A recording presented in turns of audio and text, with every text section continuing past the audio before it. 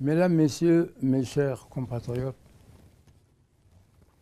alors que je suis à l'étranger, de nombreux Sénégalais, de nombreuses Sénégalaises, de toutes conditions, de toutes opinions et de toutes convictions, m'ont fait parvenir des messages pressants. Ils me demandent de rentrer au pays pour l'aider à sortir de la crise profonde dans laquelle il est plongé aujourd'hui. Soyons clairs, Macky Sall a créé de graves dangers de déstabilisation du Sénégal dans la violence. Rappelez-vous ce qui s'est passé en Côte d'Ivoire avec plus de 3000 morts, au Burundi avec plus de 2000 morts, en Guinée avec 150 morts, au Togo avec entre 400 et 500 morts, au Kenya, au Nigeria et en RDC. S'imaginer que ce qui est arrivé ailleurs ne peut pas arriver au Sénégal possède d'une touchante naïveté. Je voudrais rappeler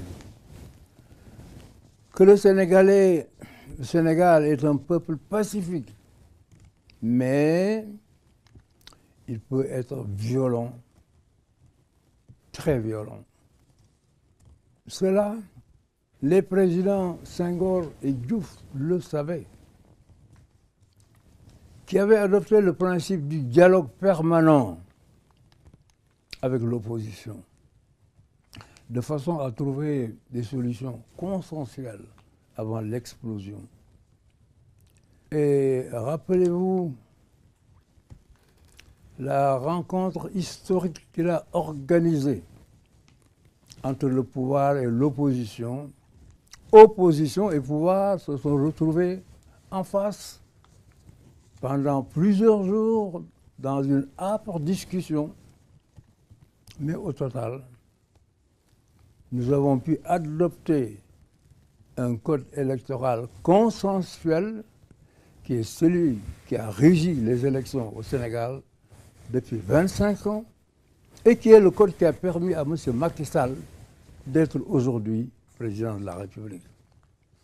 Il est vrai aussi que le Parti démocratique sénégalais a contribué à l'élargissement des espaces de liberté et de renforcement de notre démocratie.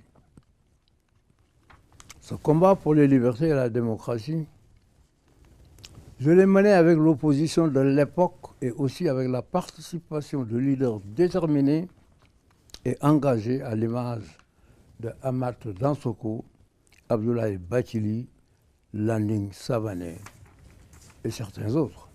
Mes chers compatriotes, l'élection programmée par M. Macky Sall est déjà verrouillée depuis l'élimination par Macky Sall des deux candidats qui pouvaient lui porter ombrage, à savoir Karim Wade et Khalifa Sall. Certains qui sont très avertis ou des personnes de son entourage affirment qu'il a déjà choisi d'être élu à 55% ou à 60% et au premier tour. Alors, dans cette direction, il élimine les deux candidats qui lui portaient ombrage, les deux candidats les plus sérieux qui auraient pu assurer l'alternance, c'est-à-dire le battre. Il les met en prison purement et simplement sous des prétextes fallacieux. Depuis 7 ans, le pouvoir est concentré entre les mains d'un petit nombre de personnes autour du candidat sortant. Les libertés sont bafouées, à commencer par la liberté de manifestation et la liberté de réunion. Macky Sall a pris le chemin contraire Il gouvernait seul, avec ses parents et ses affidés, avec une gloutonnerie financière sans précédent dans l'histoire du Sénégal. Les parents sont placés au poste de ce que les Sénégalais appellent les mangeoires. J'avais créé une caisse de dépôt et consignation qui, au bout de quelques mois, avait réuni 56 milliards de francs CFA. Dès mon départ, Macky Sall y a placé son frère utérin. Et au moment où je vous parle, cette caisse serait devenue déficitaire. Il est vrai que son frère s'était illustré dans le pétrole. Les détournements de deniers du régime de Macky Sall nous ont privés d'énormes possibilités d'améliorer, d'élargir et améliorer notre système éducatif. Aujourd'hui, les étudiants souffrent d'arriérés de bourse. Les élections au Sénégal ont parfois été agitées, mais sans grand dégât. Et cela, nous le devons non pas parce que notre peuple a des vertus particulières, mais parce que les présidents précédents avaient un sens de la démocratie. Macky Sall a tourné le dos à tous ces principes. Et il commence par réformer le code électoral pour en faire son code, sans concertation avec l'opposition.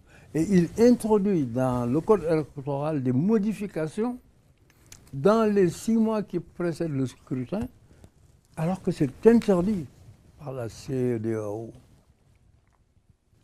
Macky Sall a remanié profondément la magistrature de façon à avoir des juges à sa dévotion, ce qu'on appelle chez nous les juges couchés, qui mettent en œuvre sans état d'âme une justice instrumentalisée et verrouillée.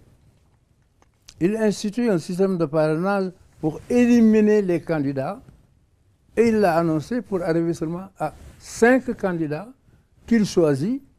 D'après la loi Macky Sall, chaque candidat doit produire le parrainage de 0,8% à 1% des inscrits, c'est-à-dire en moyenne 66 840 parrains pour que sa candidature soit recevable. Un tel parrainage n'existe nulle part. Nous avons décidé de nous opposer à la tenue d'une élection qui est entièrement fabriquée dans le seul but de réélire le candidat sortant, en l'espèce, M. Macky Sall. M. Macky Sall a prouvé son mépris des règles élémentaires de la démocratie, son mépris du peuple sénégalais. Je le dis nettement. Cette élection dont les concurrents les plus dangereux ont été d'abord ignominieusement éliminés et d'autres, pour en arriver à 5 candidats, ne peut pas être appelée des élections et nous ne l'accepterons pas. Nos concitoyens doivent le proclamer haut et fort et manifester leur réprobation de cette élection qui n'est qu'un instrument de confiscation du pouvoir. Il est encore temps pour Macky Sall d'ouvrir les yeux et de discuter avec l'opposition pour une élection présidentielle soumise à des règles et pratiques qui ne rejettent pas le Sénégal au banc des nations, ce qui serait une honte pour notre pays. Alors c'est pourquoi mon parti a proposé à ses alliés de l'opposition, du front de l'opposition, la mise en place immédiate d'une commission nationale de transition démocratique pour revoir le code électoral et l'expurger de tous les ajouts de Macky Sall, remettre les cartes dont 1 500 000 sont retenues par le ministre de l'Intérieur pour empêcher surtout les jeunes de voter, pour préparer les textes de loi avant leur examen par l'Assemblée nationale.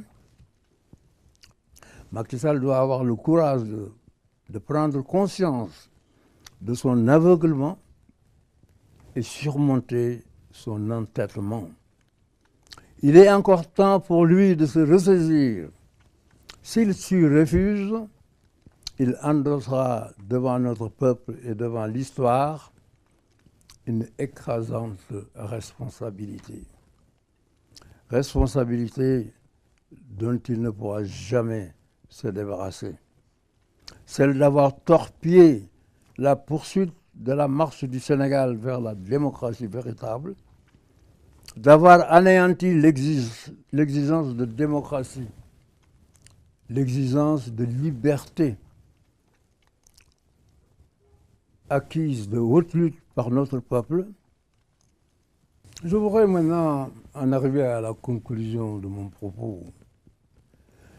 Sur la base des principes que voilà, nous sommes en train de travailler sur un programme d'action qui se déroulera en 3 phases.